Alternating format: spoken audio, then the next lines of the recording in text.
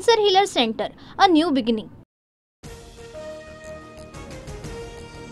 भारताकडून 23 मे पर्यंत पाकिस्तानसाठी हवाई क्षेत्र बंद. पहलगाम दहशतवादी हल्ल्यानंतर भारत आणि पाकिस्तानमधील तणावही वाढला.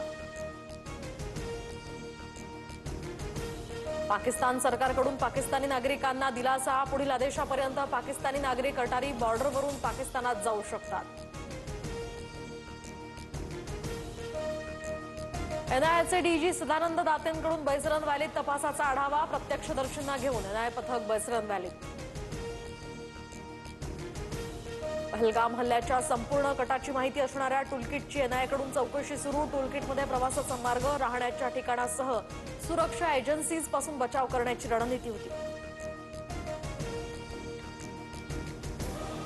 पाकिस्तानला लेबनॉनप्रमाणे पेजर हल्ल्याची भीती. भारत डिजिटल हल्ला करू शकतो. दिवसातनं एकदा मोबाईल फोन बंद करा. पाकिस्तानी विश्लेषक जावेद चौधरी यांचा पाक नागरिकांना इशारा.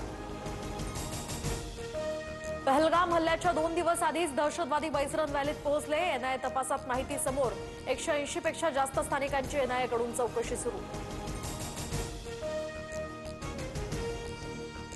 पश्चिम विदर्भातील काही शहरात पुन्हा उष्ण लाटांची स्थिती. तर काल अकोल्याचा पारा पुन्हा 45 अंशांवर, तर अमरावती शहराचं तापमान 44 अंशांवर. मे महिन्याच्या सुरुवातीलाच महाराष्ट्राला पाणी टंचाईच्या झळा. नागपूर जिल्ह्यामध्ये 15 तर जळगाव जिल्ह्यात 8 टँकरच्या माध्यमातून पाणी पुरवठा.